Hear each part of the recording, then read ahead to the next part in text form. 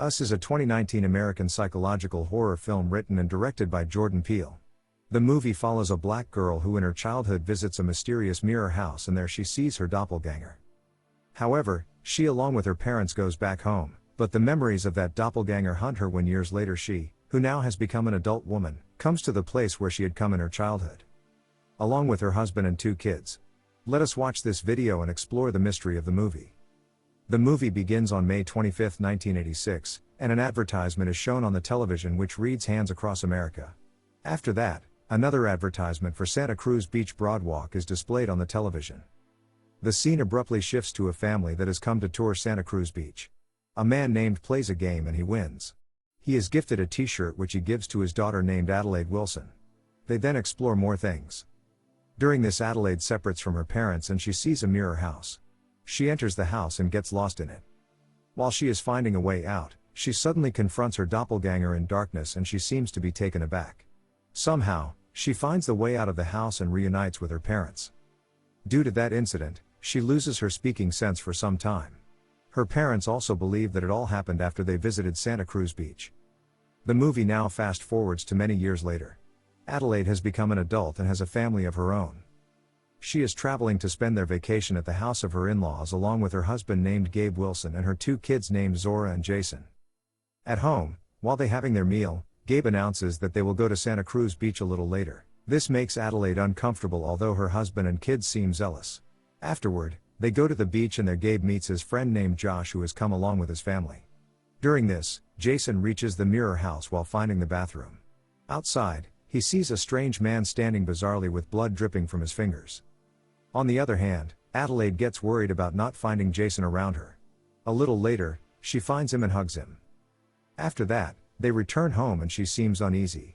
She goes to sit with his son and asks him what has happened to him in the day. Upon finding he is feeling comfortable, she cools down to her normal sense. She then finds a drawing of his where he has drawn the picture of that strange man who he found on the beach. Seeing this, she again gets anxious and goes straight to her husband. She tells him all about what happened to her in her childhood when she visited Santa Cruz Beach along with her parents, but he does not heed her rubbish and then suddenly the lights go out. Then, Jason enters their room and tells his parents that a family is standing in the backyard of their house. They go to see and they find 4 people standing hands in hand. Gabe attempts to scare them away but they seem to stand firm. On the other hand, Adelaide phones 911 but they respond it will take them 14 minutes to reach their location. After he realizes they are not easily going back, he walks inside the house and comes back with a baseball bat to terrify them. Suddenly, then the family starts to move forward toward Gabe. Terrified, he walks back to his home and shuts the door and windows of the house. Suddenly, the family enters the house and they reveal their faces. To their surprise, the people who have come in are none other than the doppelgangers of the Gabe family. They are wearing red suits. All but the doppelganger of Zora named Red seem dumb. Red speaks strangely. She narrates a story to them and says years ago a girl and her shadow lived together. She says the girl was served warm food and her shadow with a rabbit. She says when the girl was given soft toys to play with and her shadow was given pointed toys that hurt her.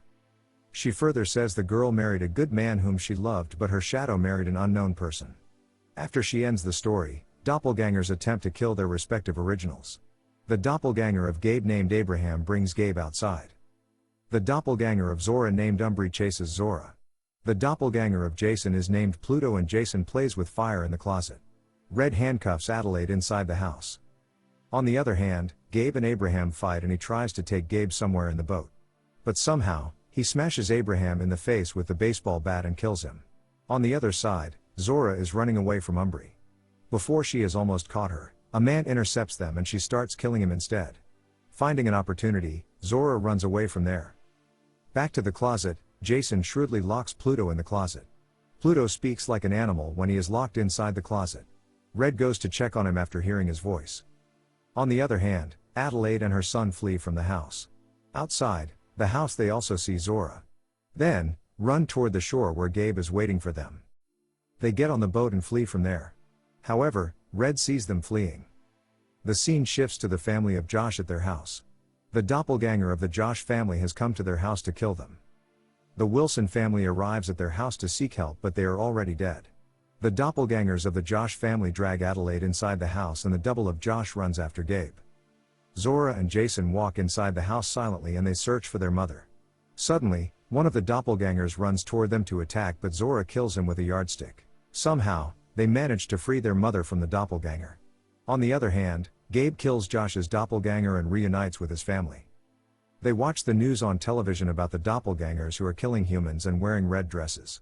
After that, they try to flee from there in Josh's car, but Umbri stands in their way. Zora, who is behind the wheel, drives the car over her. But she somehow climbs to the roof of the car and tries to attack them. However, Zora manages to fling her away from the car's roof. The following day, they reach Santa Cruz Broad Road. There, they see a burning car and Pluto standing next to it. Adelaide goes outside to fight him, but at the same time, Jason also comes out of the car. He walks backstage slowly and Pluto starts to imitate him. As Jason walks backstage, Pluto too walks backstage and eventually, he walks into the burning car and he burns to death. Then, suddenly, Red appears near the car and she drags Jason away. Adelaide searches for Jason and ends up in the same mirror house in which she went in her childhood. Once inside, she finds a secret way where she sees an escalator. She uses the escalator and goes into a chamber where there are so many rabbits wandering. She then walks into a room where she sees Red with her back toward her. She tells Adelaide that years ago the government carried out an experiment in this place.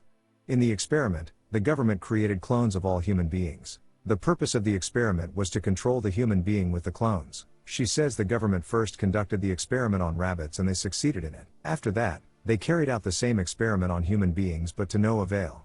Although, the government created the clones of human beings but they did not have any souls, and whatever the original humans did, the clones only imitated them. They neither spoke nor carried the brain to think. To communicate with themselves, they spoke like animals. After that, the government abandoned the experiment and locked the clones under many tunnels in the USA. The clones behaved exactly opposite to their original ones. If a human was happy, his clones were unhappy. To survive under the tunnels, they bred on the uncooked meat of the rabbits. Red tells Adelaide that she was distinct from the rest of the clones because she could speak, and that was the reason the rest of the clones accepted her as their leader. She says she had planned to take revenge on the original humans. As she ends the story, she attacks Adelaide.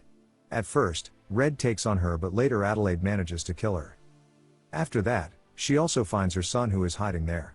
She along with Jason flees from there. Once outside, they get in an ambulance and drive away from there. During this, Jason keeps looking suspiciously at her mother in the car. Abruptly, the movie flashes back and the little Adelaide is shown who is in the mirror house.